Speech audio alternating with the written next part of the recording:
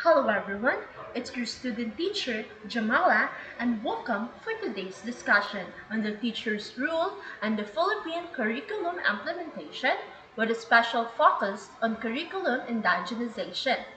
In this 5 minutes video, we're going to explore the concept of indigenization, its importance and examples of how it's being implemented.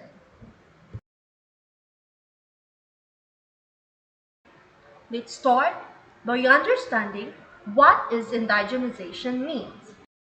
Indigenization is the process of enhancing education to align with the unique cultural, historical, and social context of a community.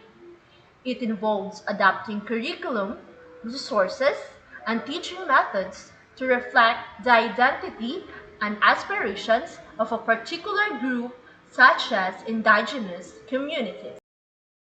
So why is indigenization important? By embracing indigenization, education becomes more culturally sensitive, ensuring that both indigenous and non-indigenous students benefit from learning in a way that honors indigenous traditions.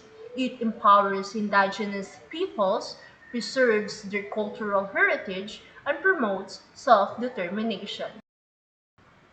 Before we dive deeper into how indigenization is implemented, it's essential to recognize the challenges faced by the indigenous communities.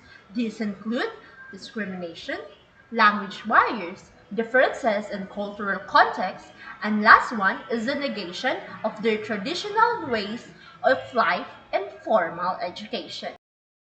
Indigenous education seeks to address these challenges. Key features of indigenous education: nurturing a sense of identity, preserving traditions, instilling a connection to ancestral domains, supporting self-determination, promoting the well-being of the entire community. Next, we have here the legal support for indigenous education. In the Philippines, the 1987 Constitution and the Indigenous Peoples' Rights Act, or IPRA, provide legal support for indigenous education, emphasizing equal access, cultural preservation, and the right of indigenous people to establish and control their educational systems. Now, let's take a look at how indigenization is put into practice. Here are some examples: reading and dramatizing the life of local heroes, making history more relatable; discussing local environment, connecting learning to real-world problems; staging debates on local issues and encouraging critical thinking and community engagement. Next, we have here the indigenous learning styles. Indigenous learning styles, such as observation, imitation, storytelling, collaboration, and cooperation, are integrated into indigenous education. These hands-on, community-based approaches allow children to learn effectively and retain knowledge by aligning with their upbringing. Ultimately, indigenization empowers indigenous peoples, enabling them to assert their rights, exercise self-determination, and bridge the gap between their traditional knowledge and mainstream education.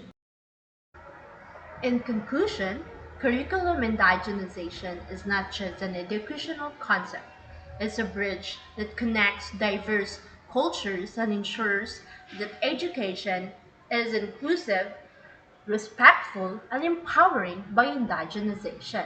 We pave the way for a more culturally sensitive and equitable educational landscape. Once again, this is your student teacher Jamala, and thank you for listening. Bye.